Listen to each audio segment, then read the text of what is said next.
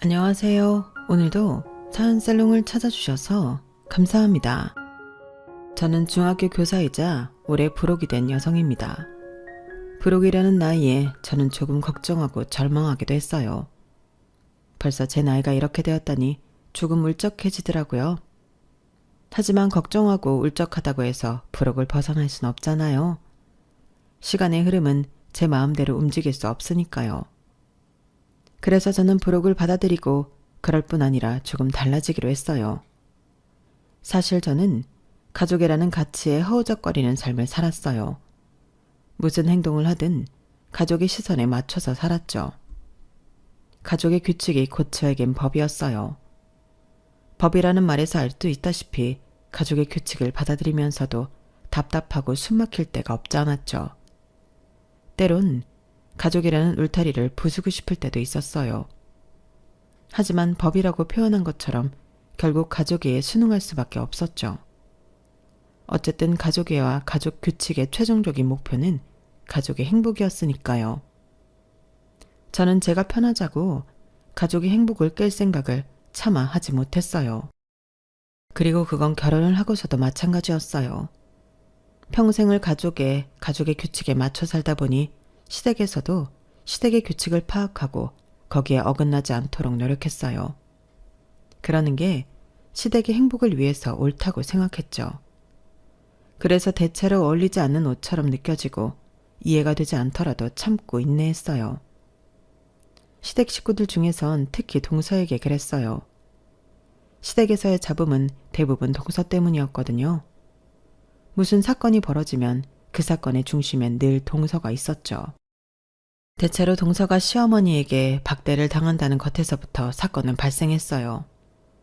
시어머니가 동서를 참 미워했거든요. 하지만 그 모습이 너무 지나치고 어떨 땐 이유가 분명하지 않아 무자비할 때가 있었어요. 그래도 저는 교통정리를 할 생각을 안 했어요. 그것이 시댁의 규칙이라고 생각한 거죠. 지금 생각하니 조금 이기적인 마음 같기도 하네요. 그래도 저는 동등하게 시어머니의 편도 동서의 편도 들지 않았어요. 그러자 저와 차별 대우를 받는다고 생각한 동서는 저를 막대하고 험한 말을 했죠. 그래도 저 그 독한 말들을 다 듣고도 동서를 미워하지 않았어요. 일단 가족의 평화를 위해서 그렇게 했어요. 그리고 동서가 어떻게 보면 참 표독스럽지만 저는 치근하게 생각하기도 했거든요. 같은 며느리로서 말이에요. 하지만 부록이 되었으니 변해보자 생각했다고 했잖아요. 저는 제가 이런 대우를 받을 필요가 없다고 생각했어요. 시댁 문제에서 제가 잘못한 건 하나도 없고 더군다나 제가 시어머니의 사랑을 이용해 동서를 더 못살게 굴지도 않았으니까요. 그래서 달라지기로 했죠. 저는 가족의 평화를 깼어요. 더 이상 참고 있지만은 않았죠.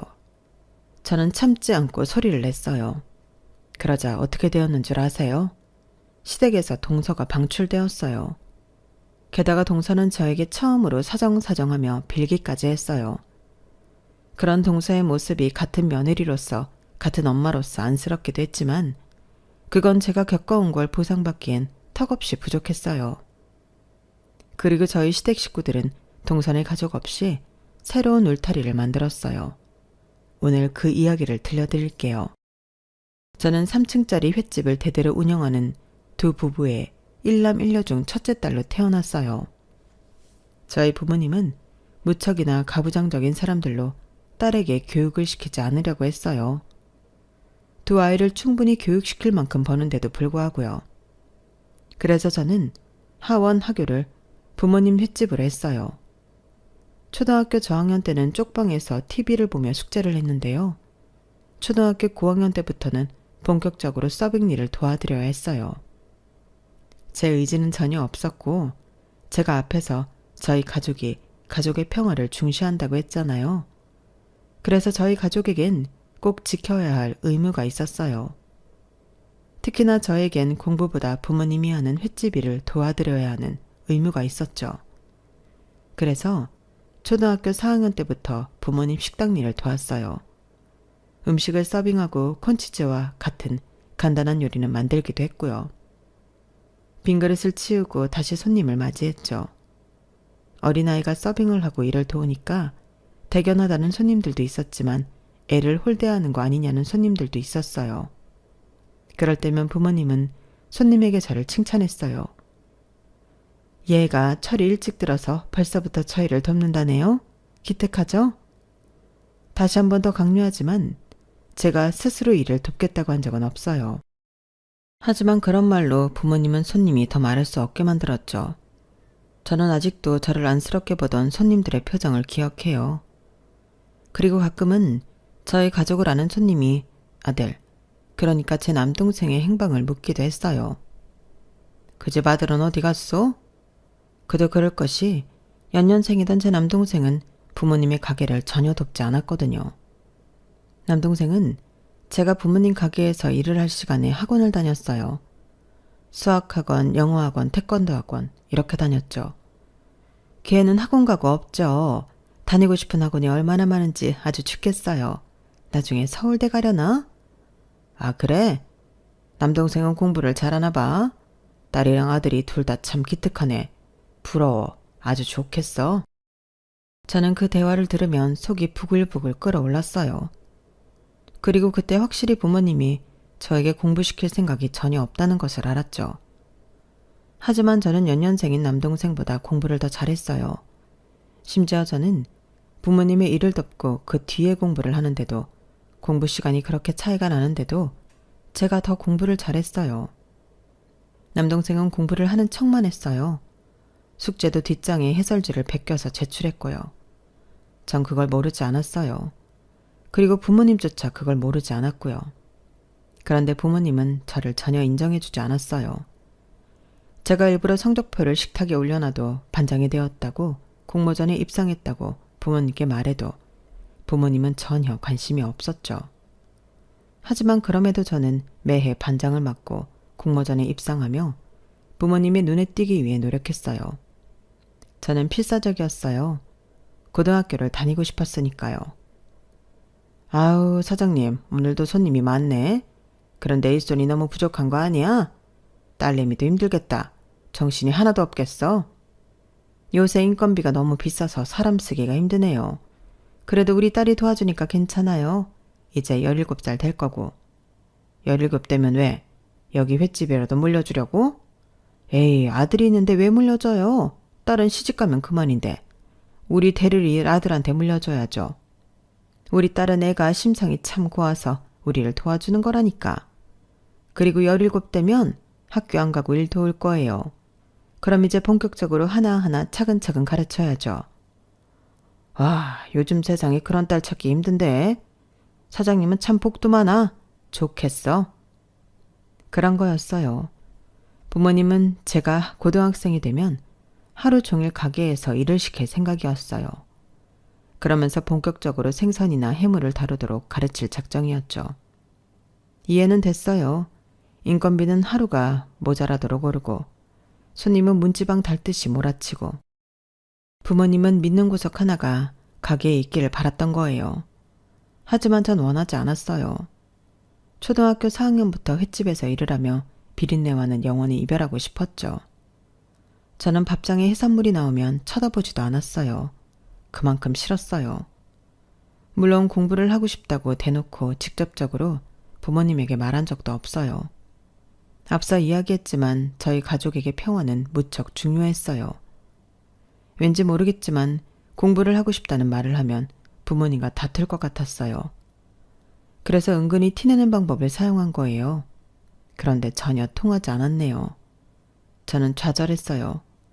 하지만 이대로 가게에서 발목 잡혀 일하고 싶지도 않았어요. 그래서 처음으로 부모님에게 공부를 하고 싶다고 말했어요. 아버지, 저 고등학교 안 가요? 당연하지. 네가 무슨 고등학교야? 아빠가 누누이 말했잖아. 너는 횟집 일을 도우라고. 그래야 아빠도 엄마도 좀 쉬지. 그러면 저한테 물려주실 거예요? 횟집 말이에요. 저한테 물려주실 거냐고요? 넌 시집갈 건데 왜 물려줘? 그럼 우리 식구 가게가 아니라 너희 시댁 식구 가게가 되는 거야. 내가 그 꼴을 보고 있을 것 같아? 아니요. 저 필요 없어요.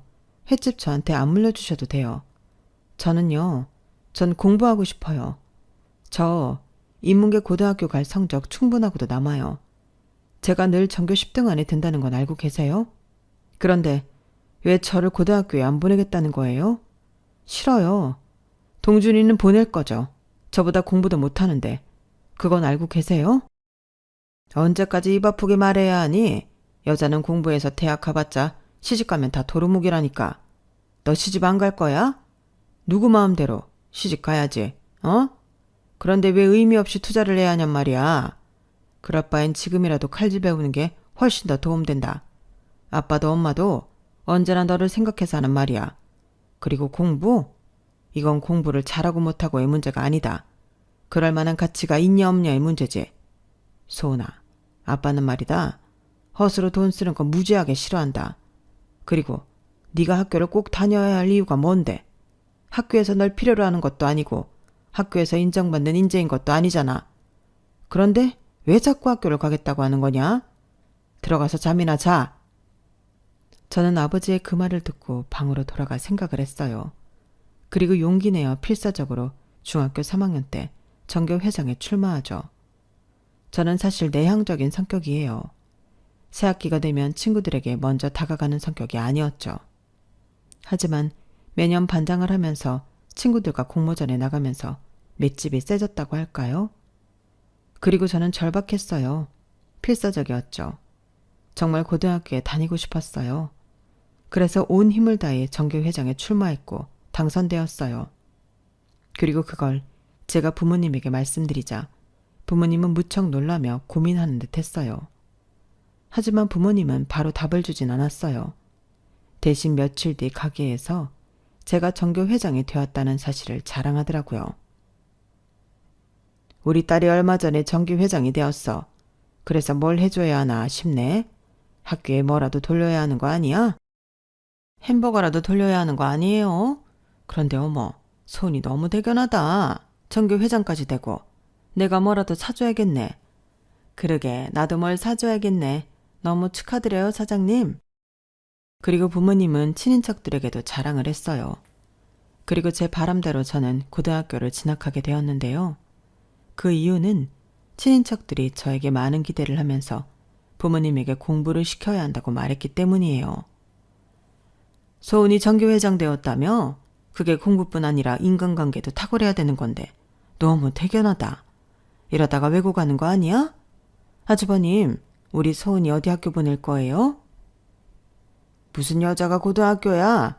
전교회장은 회장이고 학교는 학교지. 이 사람 봐. 당연히 학교 보내야죠.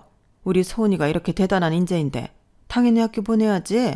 자식 인생은 자식 인생이에요. 내 인생이 아니라고. 그리고 그건 아주버님이 더 잘 알면서. 그래, 오빠도 공부하고 싶었는데 돌아가신 우리 아버지가 횟집 물려받으라고 해서 물려받았으면서? 너는 왜 옛날 얘기를 하고 그래?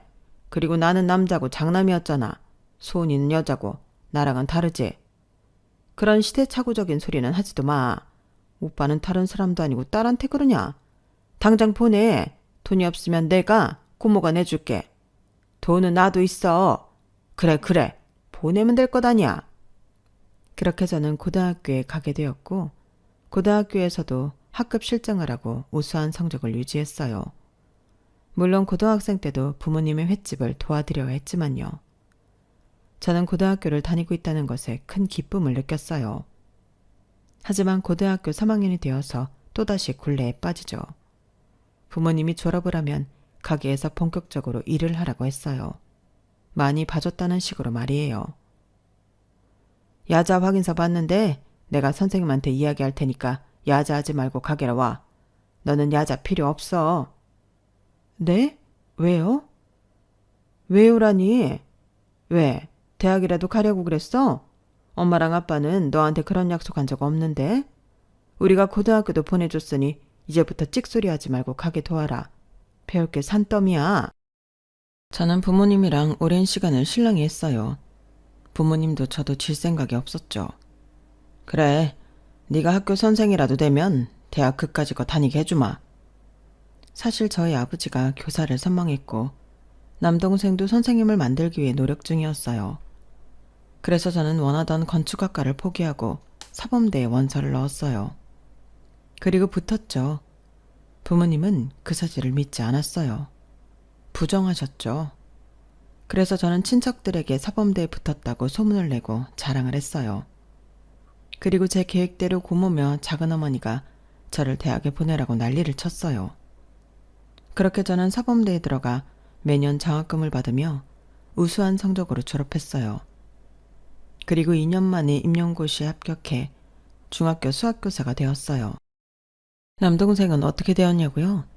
현역일 때 수능을 망치고 재수를 했는데 재수를 한 성적으로도 사범대에 갈 수 없어서 대학을 포기하고 부모님 가게 일을 덮기 시작했어요.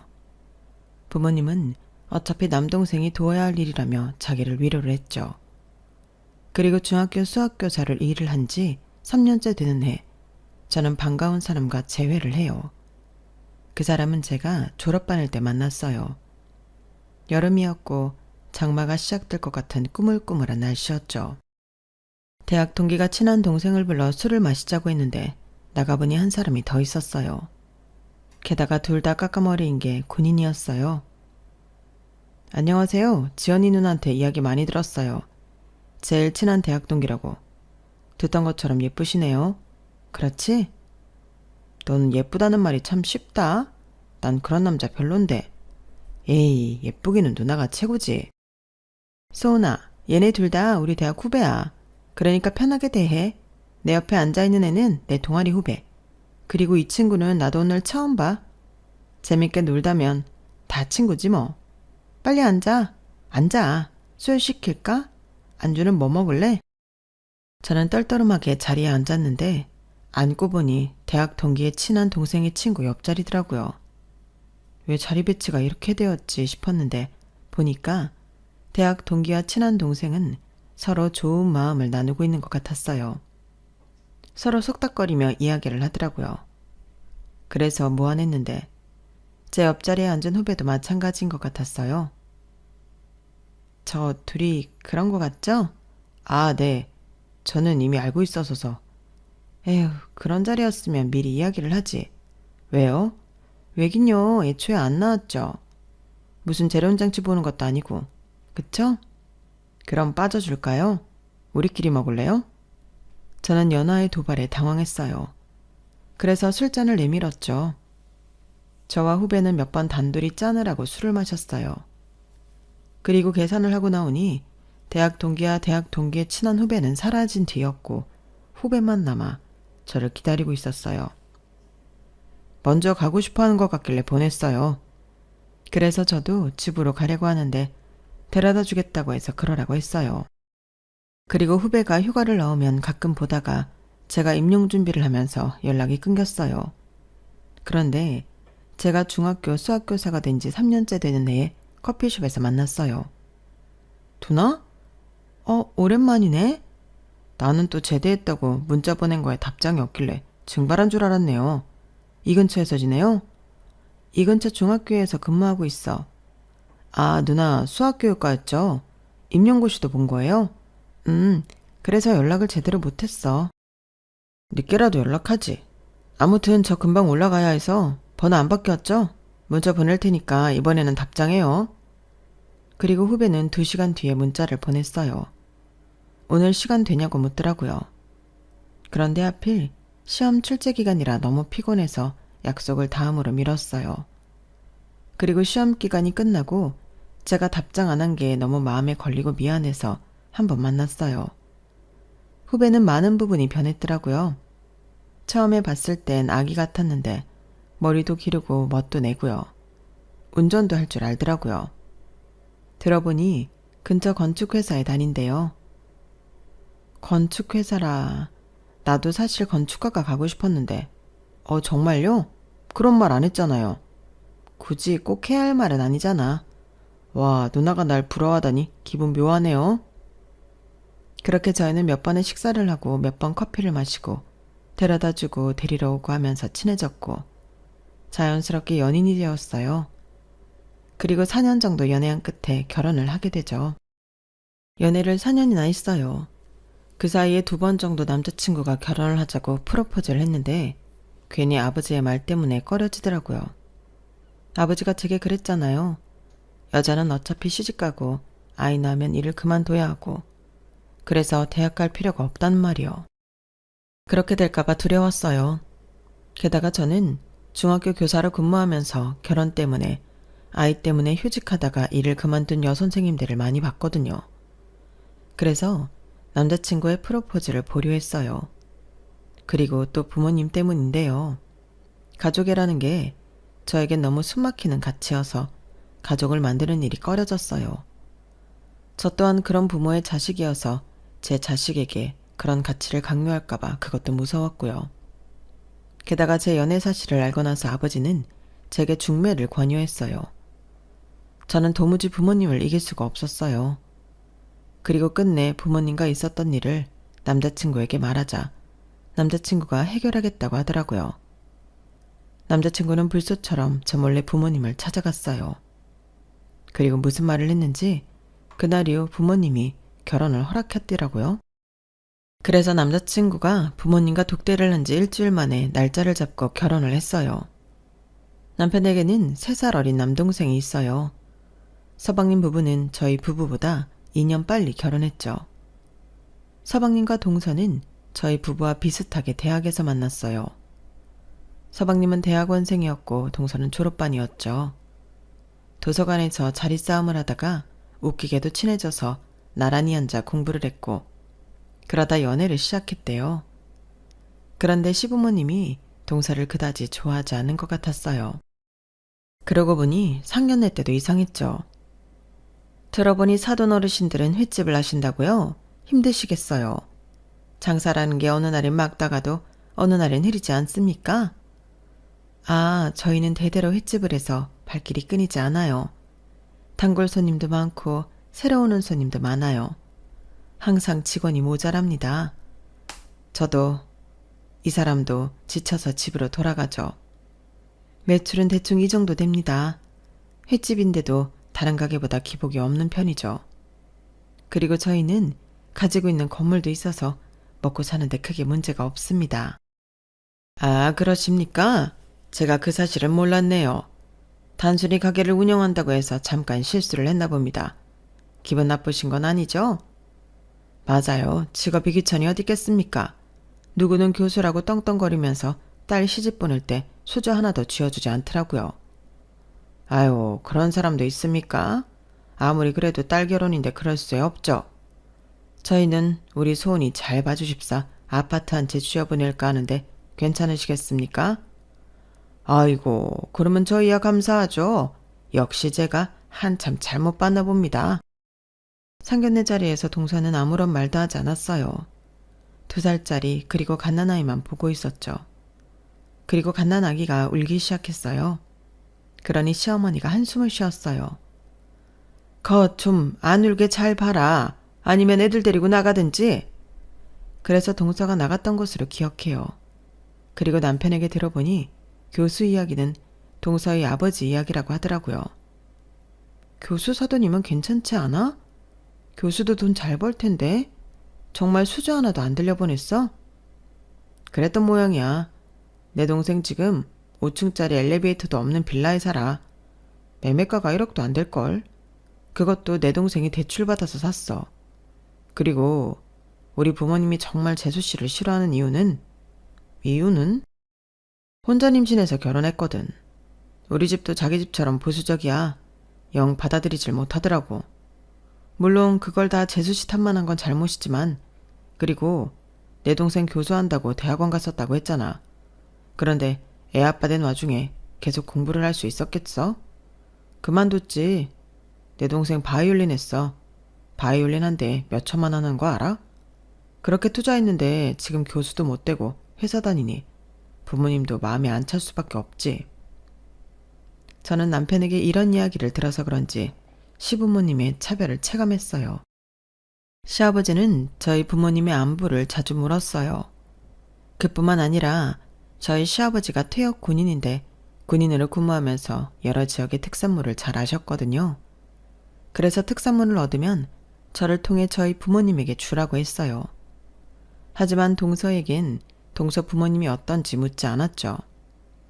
그리고 저는 시댁에서 일을 거의 하지 않았는데 그건 시아버지가 저와 대화하는 걸 무척 좋아했기 때문이에요.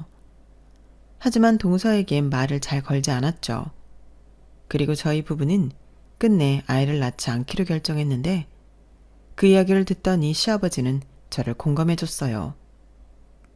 여자들이 결혼하고 애 낳는다고 일을 그만둘 수밖에 없는데 그건 참 변화가 시급한 사회 문제다. 그렇지? 그래서 난 네 생각을 이해해. 하지만 부부 사이에 아이가 없으면 조금 이상하지 않니? 부부를 성장시키는 게 아이인데. 그러니까 너무 단정 짓지 말고 여유롭게 생각해보렴. 시아버지는 공감해 줄 뿐 아니라 저를 다정하게 회유하기도 했어요. 절대 강요하진 않았죠. 그리고 시어머니도 시아버지가 저랑 대화하는 걸 좋아하니 시아버지와 대화하라며 일을 시키지 않았어요. 그리고 제가 좋아하는 반찬이며 간식이며 사다 두시고 저에게 주시기도 했고 제가 선물한 것들을 대놓고 전시해 두기도 했죠. 그리고 애를 낳지 않겠다고 하니 시아버지와 마찬가지로 저를 공감했고 회유하면서 아이를 봐주겠다고 했어요. 하지만 시어머니도 동서에겐 그러지 않았어요. 저도 처음엔 이런 대우가 뜻밖이고 난감했어요. 하지만 이게 시댁의 규칙이고 평화라면 전 건들 수 없었죠. 그리고 시부모님의 마음도 차별을 받는 동서의 마음도 이해가 되었어요. 그래서 저는 동서에게 잘해주기로 했어요. 동서에게 다가갔죠. 그런데 동서가 저를 미워하고 있더라고요. 저에겐 어떤 말도 걸지 않고 제가 말을 걸면 차갑게 대답하고 가끔은 저를 무시하기도 했어요. 하지만 그럼에도 저는 동서에게 다가갔어요. 시아버지와의 대화를 빨리 끝내고 부엌으로 가서 동서의 일을 도와주려고 했죠. 그런데 그럴 때마다 시어머니가 와서 저를 자꾸 거실로 밀었어요. 어머니, 동서 혼자 힘드니까 저도 같이 도울게요. 얘는 혼자 살 수 있어. 가져온 것도 없으면 이런 거라도 해야지. 너는 저기 거실로 가서 네 아버님이랑 이야기나 해. 커피 필요하니? 더 줄까? 예, 네 형님 커피나 좀 타라. 시어머니의 말에 동서가 커피를 타려고 식탁으로 갔어요. 그리고 시어머니가 부엌을 잠깐 비우셨고 제가 동서에게 가서 제가 하겠다고 했어요. 내가 할게요. 커피 정도는 내가 탈 수 있어요. 다른 건 못하고요? 네? 할 줄 몰라서 부엌에 안 들어오는 거예요. 아니면 사람이 영악해서 그러는 거예요? 내가 손아랫 사람이라고 안주하는 것 같은데 내가 형님이어도 이랬을 거예요? 내가 천대받으니까? 천대받다뇨. 무슨 그런 말을 해요. 다 알면서 아닌 척하는 그 꼴이 더 기분 나쁘거든요. 커피 탔으니까 가져가요. 그리고 나 도와준다는 셈 치면서 부엌 들어오지 말고요. 도와준다고 하는 게 저한테 전혀 도움 안 되거든요. 대체 그깟 식당이 뭐라고, 아파트가 뭐라고, 간이고 쓸개고 내주는 건지. 아주버님한테 들었겠지만 저희 아버지는 대학 교수예요. 비린내 나는 그쪽 친정이랑 비교도 안 된다고요. 그러니까 고작 반찬 몇 개 받았다고 인정받았다고 생각하지 마세요. 언제 내 꼴 날지 몰라요.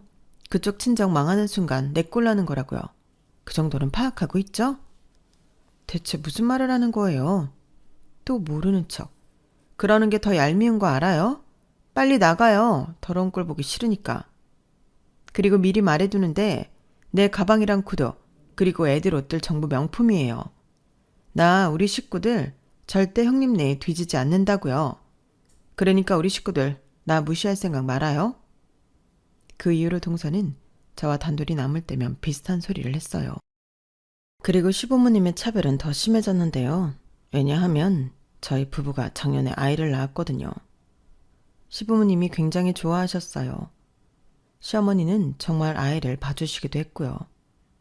그래서 제가 의도한 건 아니지만 시댁에서 가족들끼리 모이는 자리에 부엌 일은 동서가 다 도맡아야 했어요. 저는 그게 은근히 미안해서 동서 눈치를 보곤 했는데 제가 아이의 분유를 타러 부엌에 들어갔을 때였어요. 저기요, 애 혼자 못 봐요? 아니면 애를 어머님한테 맡겼으면 부엌으로 들어오든지 해야 하는 거 아니에요? 내가 이 집 사람들 식모처럼 있다고 그쪽 식모 얘기까지 한 건 아니에요. 대체 뭘 믿고 그렇게 멍청하게 가만히 있는 거예요? 애도 혼자 못 보는데 애는 뭐하러 나왔어요? 혹시 날 더 괴롭히려고 나온 건 아니죠? 동서는 무슨 말을 그렇게 해요? 아니, 낳지 않겠다고 딩크족 하겠다고 선언한 게 엊그제 같은데 이렇게 금방 나오니까 이상하잖아요. 게다가 시어머니가 봐준다고 홀라당 애나 맡기고. 대체 그렇게 할 거면 아이는 뭐하러 낳았어요? 애는 엄마가 키우는 거예요. 이왕 이렇게 된 거 일도 그만둬요. 내가 키워봐서 아는데 일하면서 애 절대 못 키워요.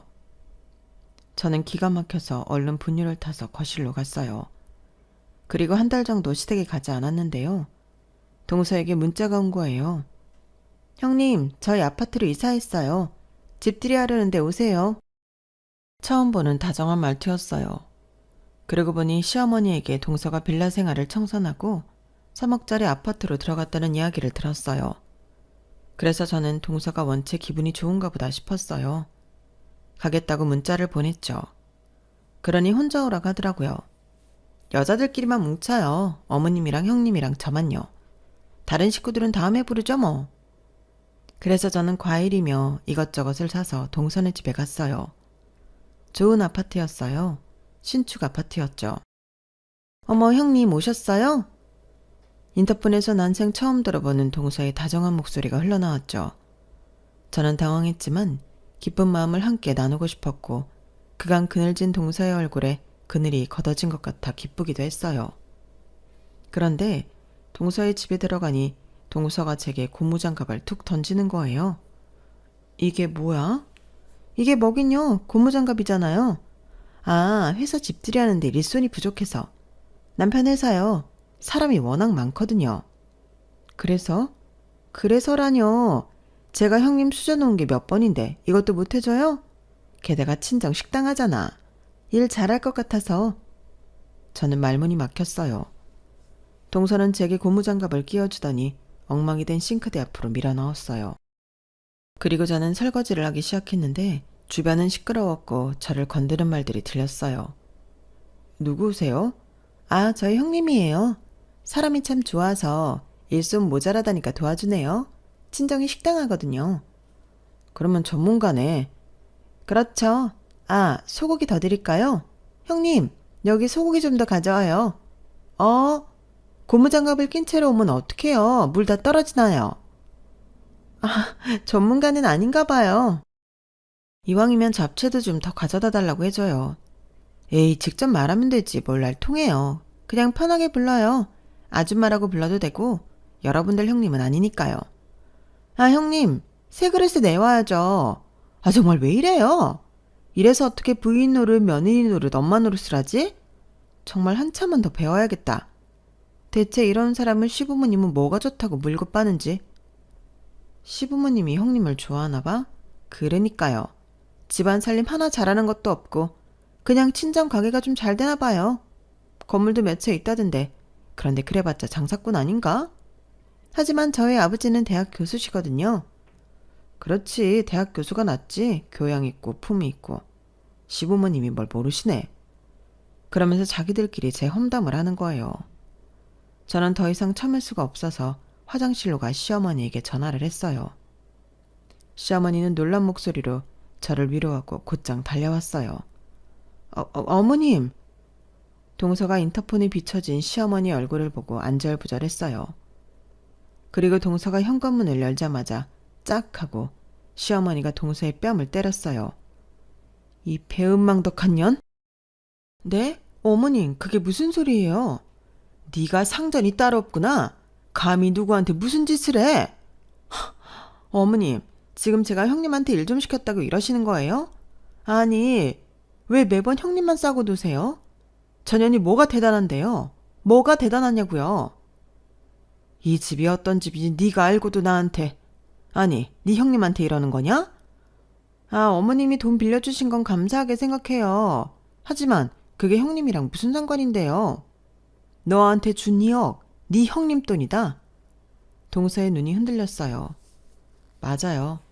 동서가 3억짜리 집을 얻기 위해 1억만 대출을 할 수 있었던 것은 제가 시어머니를 통해 2억을 빌려주었기 때문이에요. 사실 서방님이 아파트로 이사를 가고 싶어 하는 것을 안 시어머니가 제게 부탁을 했거든요. 소은아, 내가 염치가 없지만 부탁 하나만 할 수 있을까? 그나마 처지가 넉넉한 게 너희 부부잖니. 이번에 새로 올린 아파트 있지? 그 아파트로 네 동선의 부부 이사시키고 싶은데 도와줄 수 있겠니? 저는 처음엔 거절하려고 했어요. 저희도 아이가 생겼고 나갈 돈이 한두 푼이 아니었으니까요. 하지만 시어머니가 저에게 부탁한 게 처음이었어요. 그러니까 사실 시어머니는 너무 안타까운 마음에 동선의 부부를 홀대한 거였어요. 세상에 안 아픈 손가락이 어디 있겠어요. 저도 아이를 키우는 중이라 그 마음을 알게 되었으니 차마 거절할 수가 없겠더라고요. 남편과 상의를 한 끝에 시어머니에게 2억을 빌려드렸어요. 어머님, 대신 제가 줬다는 말은 하지 마세요. 왜? 그냥 어머님이 준다고 하면 더 기쁠 거 아니에요. 사실 말은 그렇게 했지만 동서의 자존심을 생각해서 그랬어요. 저 때문에 차별받는데, 그래서 저를 미워하는데 제 돈으로 아파트를 사게 되면 동서의 자존심에 심한 상처가 날 것 같았거든요. 가족이라면 그러면 안 되잖아요. 그게 가족의 평화를 위한 거잖아요. 하지만 전 올해 불혹이고 이렇게 된 이상 참지 않기로 했어요. 동서가 놀라서 저를 쳐다봤어요. 제가 고무장갑을 바닥에 던졌죠. 동서의 집에 있던 모든 사람들이 놀란 표정으로 저를 쳐다봤어요. 내가 사정이 참 딱해서 빌려줬는데 그것도 네가 불편할까봐 어머님이 주는 돈이라고 하면서 빌려줬는데 너는 그걸 모르고 그래. 모를 수 있다고 쳐도 기어이 날 이런 식으로 대하네? 차라리 내가 주는 돈이라고 말할 걸 그랬다. 그래서 네가 찍소리도 못하게 만들 걸 그랬어. 아니, 이게 대체 무슨 말이에요, 어머님? 어머님이 주신 돈이랬잖아요. 어머님한테 그럴 거 없어. 내가 준 돈이라고 말하지 말라고 했으니까. 너를 위해서 그랬어. 나 때문에 그토록 차별받는 네가 안쓰러워서 네 자존심 좀 지켜주려고 그랬어. 그런데 너는 나를 여전히 이렇게 대하네? 여유로워진 만큼 마음도 넉넉해져야 할 거 아니야. 나를 위하는 척 하지 마. 정말 가증스러워서. 내가 너 때문에 얼마나 힘들었는데. 그걸 너도 알고 있잖아. 그러면서 나를 위해 이런 것도 못 해줘? 내가 너 때문에 당한 게 얼만데. 그러면서 동서는 바닥에 주저앉아 울었어요. 그러자 시어머니가 제 앞에 서서 저를 감쌌어요. 더 얘기할 것도 없다. 나 너한테 참 할 말이 많아. 내가 너를 미워한다고? 그래, 나는 너 미워한다. 내 아들 팔자 네가 꾼 것도 모자라 불태워서 아주 미워한다. 너 때문에 우리 아들이 대학원 졸업 못하고 지금까지 개고생하는 거 아니냐? 어머님, 그건 아드님의 선택이었어요. 그리고 저희 부부의 결정이었고요. 그런데 왜 자꾸 그렇게 생각하세요? 게다가 너희 부모는 어떻게 했니? 네가 임신했다고 손주가 혼수니 혼수는 필요 없지 않냐고 하질 않았니? 그리고 교수시계나 되어서 이것도 못해준다 저것도 못해준다 하질 않나? 너 시집 보내면서 입안하더러 다행이라고 하질 않나? 그리고 대학원생이었던 우리 아들 팔자 꾼 건 생각도 안 하고 대학원생이라고 무시하질 않나? 내가 그때만 생각하면 아주 속이 뒤집혀. 그리고 너도 지금이야. 이렇게 주눅 들어 보이지만 처음엔 어땠니? 눈에 불을 켜고 날 노려보지 않았어? 너 예쁘게 안 본다고 말이야. 내가 어떻게 너를 예쁘게 보겠니? 혼자 임신했다고. 친정에서 버림받은 애라고. 그것만으로 널 미워한 게 아니야. 애초에 네가 예쁜 짓을 하긴 했니? 무작정 예쁘게 보라고만 했지. 그리고 내가 너 우리 아들 돈으로 사치 부리는 거 모를 줄 알아?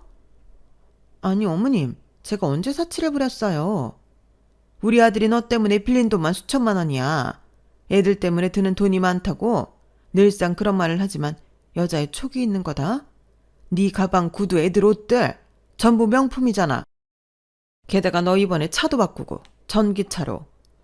그거야 필요해서 산 거죠. 나 우리 아들 벌이 모자란 거 안다. 그러면 너도 움직여야지. 뭐든 해야지. 집에서 살림하면서 애들 유치원 보내고 탱자탱자 놀고 아니면 절약하면서 알뜰살뜰 살든지. 네가 산 명품들 내가 보고 있자면 한숨이 절로 나온다. 네가 이렇게 구는데 내가 널 어떻게 예뻐하니? 시어머니는 폭탄처럼 말했어요. 저는 시어머니를 진정시켰어요. 매일 우리 집 들어올 때마다 썩은 표정을 하고서 그래, 네가 원하는 대로 앞으로 우리 보지 말자. 내 장례식에도 오지 마라. 저는 흥분한 시어머니를 현관 밖으로 모시고 동서를 쳐다봤어요. 동서는 계속 바닥에 머리를 대고 울고 있더군요. 동서도 이제 그만하고 나중에 어머님한테 사과드려. 내가 무슨 사과를 해야 하는데 나를 죽도록 미워해놓고 어떻게 예쁜 척을 하라는 거야? 그리고 했으면 정말 나를 예뻐는 했고? 거짓말. 다 새빨간 거짓말이야. 그래도 어머님 마음도 전혀 이해 못할 건 아니잖아.